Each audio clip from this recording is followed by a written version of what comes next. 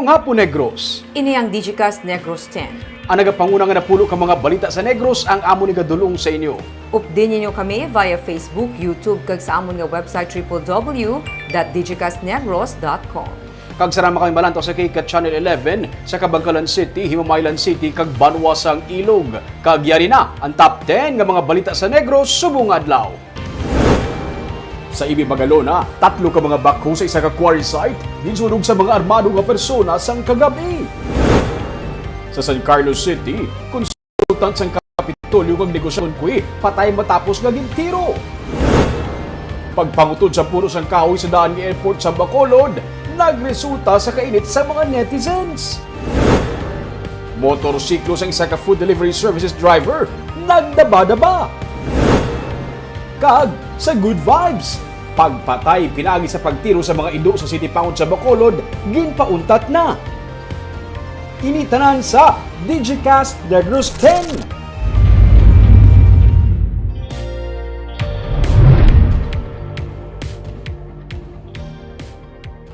Sa number 10, isa ka tropical depression ang ginapaabot magsulod sa Philippine Area of Responsibility sining a weekend. Base sa Tropical Cyclone Advisory number 2 sa Pag-asa, yara ang tropical depression sa 1,475 kilometers sa nasidlangan sang Mindanao.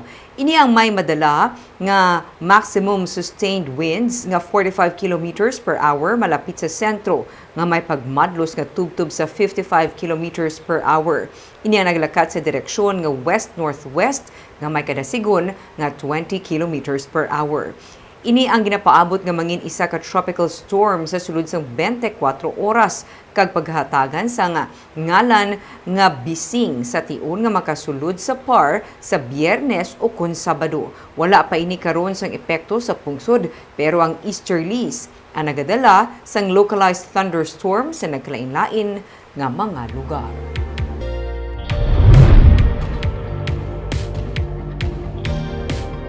Sa number 9, motorsiklo sang food delivery service driver nasunog.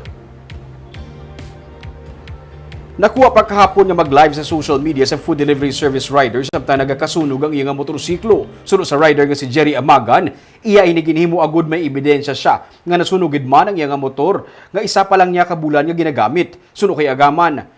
O kung suno sa kay Amagan, siya ang gikan sa isa ka milk tea shop sa BS Aquino Drive kag iya kung tani idulong sa customer sa barangay Sumag.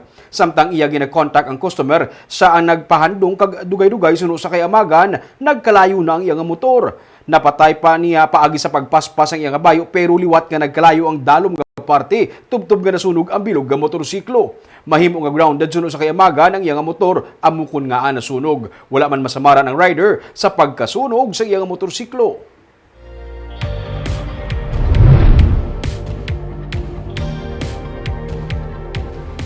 Sa number 8, naguha sa negatibo nga mga reaksyon sa social media ang pagpangutod sa mga kahoy sa sidewalk sa daan nga airport sa Bacolod.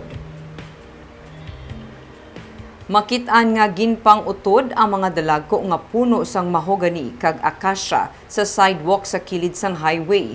Makit-an sa signage nga yara sa kilid sang dalan nga kabahin ini sang Sidewalk Improvement Program sa Department of Public Works and Highways kag mayara na sang permit gikan sa Department of Environment and Natural Resources ang pagpangutod sa mga kahoy.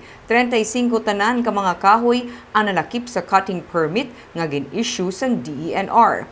Madamo nga mga netizens ang naakig sa social media sa ginhimo nga pagpangutod sa mga kahoy sang DPWH. Ila ginpahayag nga likawan lang kung tani ang pagpangutod sa mga kahoy sa pagpatigayon sa construction o kung pagpatahom sa sidewalk.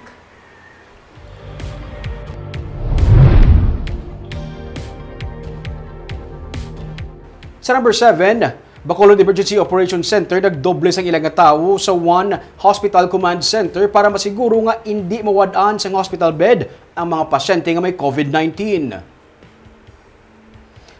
Ginistoryahan kay inasang aga sa meeting sa Bacolod EOC ang pagdugang sang personnel sa One Hospital Command Center sa tunga sa nagasaka ng mga kaso sa COVID-19 sa syudad. Suno sa kay Dr. Chris Rongon sa Bacolod EOC, luyag nila masiguro nga may nagakaigo nga COVID-19 beds ang 7 ka mga ospital sa syudad. Ilabi na nga hindi lang ang Bacolod kundi pati ang Negros Occidental ang may pagsaka man sa mga kaso. May pila naman karon ka mga hotels nga ginaayo ang EOC nga magserbi nga dugang nga isolation facilities para sa syudad. Base sa record sa Bacolod EOC, mayara karon sang 456 active cases ang syudad kag admitted sa ospital ang pila diri sa ila. Bisan pa nga masobra na sa isa ka semana nga ginapatuman ang travel moratorium sa Western Visayas, padayon nga nagasaka ang mga kaso sa Bacolod kag Negros Occidental.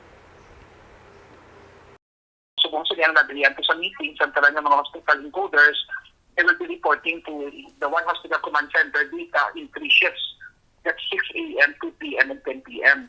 Para in real time, mabalaan ta kung pila ang hospital beds na ICU regular available, ang mga supplies na kilalanon, ang mga ventilators, mga auto concentrators, etc.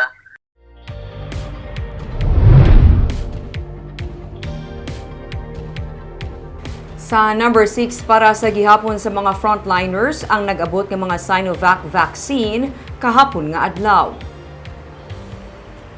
Suno kay Negros Occidental Governor Eugenio Jose Lacson, mga barangay health workers tubtub sa mga medical health units sang kada LGU ang pagdapatan sang bag-o nga batch sang bakuna. Kung matapos na sila, amo ang pagdapat naman sa mga indigent nga senior citizen. Dala ni Anay Congressman Albi Benitez sa iyang private plane kahapon ang 11,400 ka Sinovac vaccine para sa Negros Occidental kag 3,000 para sa Bacolod City gikan sa Department of Health Manila. May natala na pagid nga mag-aabot nga bakuna suno kay Benitez. Iya ginsiling nga nag-offer siya nga dal-on ang bakuna agud to mas madasig ini nga mabaton sang probinsya kag sang syudad. Suno sa iya sa nagligad, may vaccine allocation para sa Negros nga ginhatag sa iban nga probinsya sa Western Visayas. Samtang suno kay Lacson, katunga lamang sa nag-abot nga bakuna ang igadapat bangod ang katunga ang ipabilin para naman sa second dose.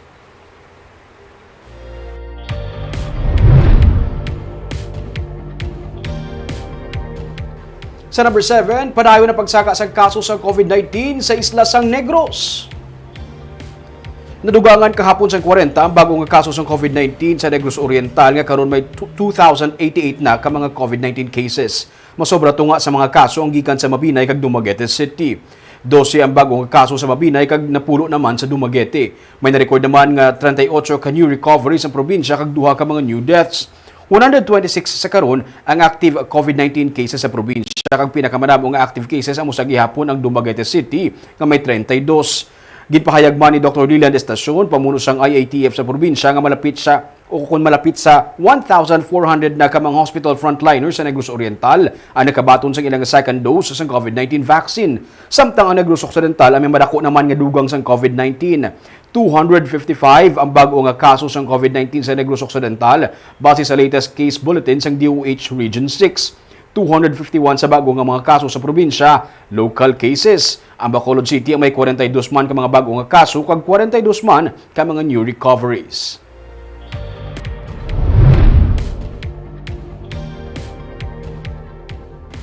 Sa number 4, matapos nga wala gintugutan sa Department of Interior and Local Government ang pagpaidalom sa General Community Quarantine sa Negros Occidental, tutukan sa karon sa probinsyang pagpatuman sa mas istrikto nga mga tikang agud malikawan ang pagsaka pagid sang COVID-19 cases.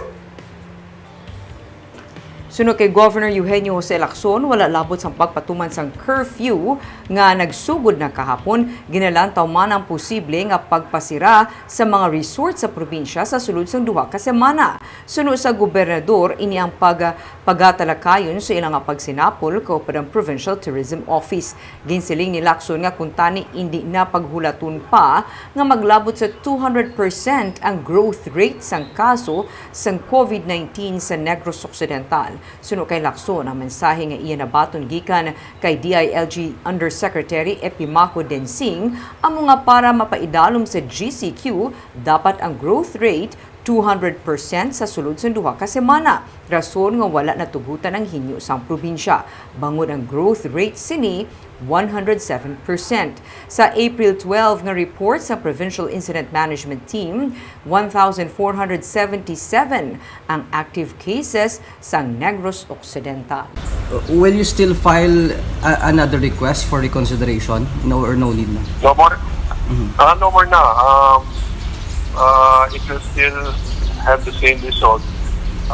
We just go about and become stricter.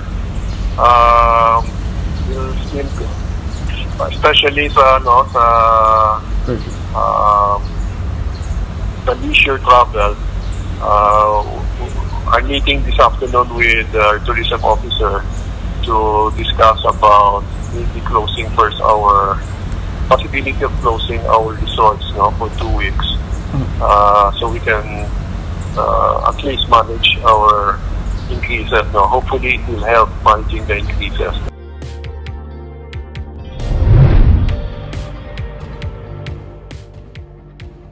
Sa number 3, ginkakibot kag tuman nga ginakasubo ni Negros Occidental Governor Eugenio Jose Lacson ang natabo nga pagpatay sa Provincial Consultant on Hospital Operations nga si Marton Cue.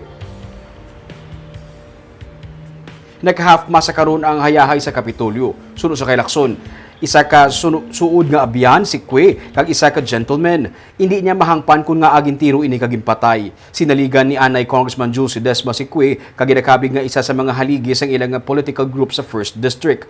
Ginakon din naman ni San Carlos Bishop Gerardo Amenaza ang natabo kay Cue nga nagapakita sang paggamit sang kalakasan sa pag-utas sang kabuhi. Ang pulis kung tani suno sa iya mas magatutok sa kalubaran sa mga kaso sa pagpamatay. Luyag ni Lacson nga ang triggerman nga yara sa likod sini kag ang motibo sa amo nga lihok ang mapatod para mahatagan sa hustisya ang kamatayon ni Cue. Gusto man sang pamilya suno sa kay Lacson nga magpatigayon man sang pagpangusisa ang National Bureau of Investigation. You cannot even kill a fly.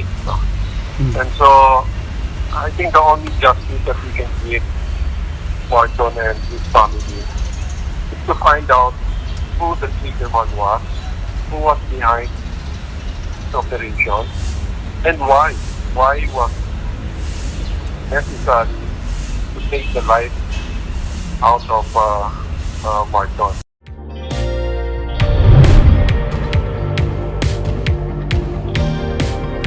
Sa number 2, nagtukod na karon sang Special Investigation Task Force ang Negros Occidental PNP sa pagtutok sa kaso sa pagpatay sa provincial consultant nga si Marton Cue.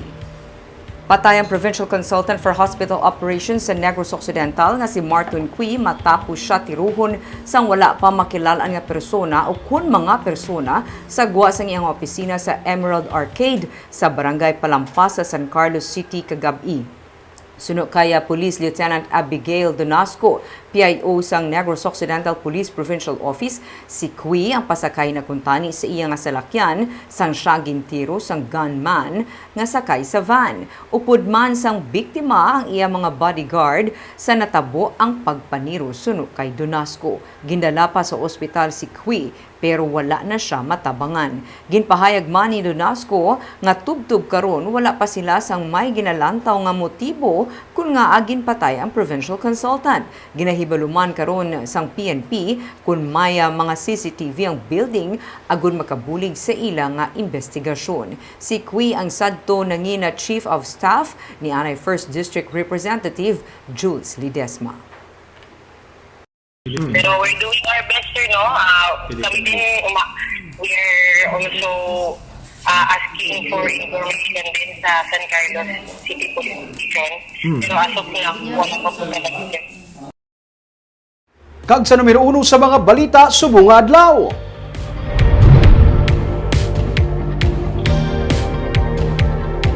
Sa Banuasang Ibi, Magalona, 3 ka mga backhoe sa isa ka quarry site ginpang sunog sang armado nga mga persona. Ginabulubanta nga hindi magdubo sa 10 milyones pesos ang halit sa mga heavy equipment. Yaring report. Mga alas 5 kayo na sang kaagahon, ginkakibot na lang sa nagatiyanggi malapit sa quarry site nga may mga pulis na sa may sitio Buenos Aires, Barangay Consing sa Ibi, Magalona. Istorya niya. Wala sang may nagtulog nga tao kagabi sa ilaga lugar, pero nakaistorya pa niya ang yasining nga bayaw nga may checkpoint nga ginbutang ang mga nagpakilala nga NPA sa dalan sang kagabi. Mga 30 kuno ka tawo ang nagabantay sa lugar.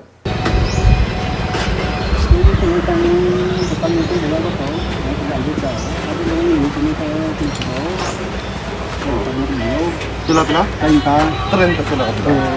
Wala po, ang dalaga panunog. Ang dito yung 30, yung sinagkabto tayo. Sila gambala? Ang lagi na, ay naging tasat. Bitigar ko itong pag-alid na laki. Lagyan na mo. Oo. Ang pag-alid sa ulo. Yung labay na tayong panunog. Gingakibot Manila sang ila makita ang 3 tanan ka mga sunog na nga mga backhoe sa quarry site. Wala sa may matugda kung sino ang tag-iya sang quarry site. Pero sa report ka nakalabot sa PNP, ang tag-iya sa mga backhoe amo sanay punong barangay Cookie Benedicto sa barangay Lantad. Kag ang duha naman, iya sa contractor nga si Ryan Villan. Bali mga pila lang nga ka metro gikan gid sa main nga highway. Mapanaugan mo na ining 3 ka mga backhoe nga sunog. Ini isa sa mga nasunog ini sa likod ko. Kung makitaan niyo doon, hindi siya mapusla na. Sunog katama. Sunog sa mga may tiyanggi malapit diri mga alas 5 sang kaagahon nag-abot sila diri kaina kag nakibot na lang sila sa ilang maabtan nga may mga madamo na sang pulis diri sa area. Ginasiling nilang ini nga parte hindi sila city kundi iya na sang barangay Kunching, iya sang banwa sang Ibi Magalona. Nakibot na lang sila nga may nabtan silang mga pulis diri kag may mga sunog na nga mga backhoe. Ang sila'y PNP amo ang una nga nagresponde sa crime scene sa pensar nga sa bahin pa sa barangay Ilopez natabo ang insidente. Sunod sa hepes ang sila'y PNP nga si Lieutenant Colonel Robert Pitate, posible ang krudo man mismo sa backhoe amo ang ginsilihan sa pagsunog sa backhoe. May na-recover na mga gasolina pero wala ba siging gamit ba na ang krudo mismo bala sa backhoe. So, may crudo man siya, may oil, pwede man napatuloon ng oil kag. Okay. Sunugon. May mga recover man sila nga mga improvised nga mga banners ang NPA pero ilan na ini nga turnover sa Ibi Magalona PNP. Dugang panipitate nga wala man sa may nag-report sa ilang iban nga mga quarry operators malapit sa lugar nga ginakilkilan sila sang NPA. Sir, previously, sir, may damo to sir sa mga quarry dito sa area. Previously, may report diri sa inyo nga may gina-extortion nga victim sila dito. Wala man? Wala man sa may nag-report na. Report pa kina din immediately that we find out na area sang Ibi Magalona. In turnover na parang Ibi Magalona na ang magpadayon sa pag-imbestiga.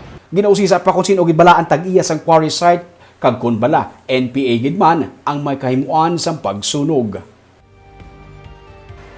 Sa Good Vibes, pagpatay sa mga ido nga hindi magawad sa City Pound ang hindi na pagtugutan.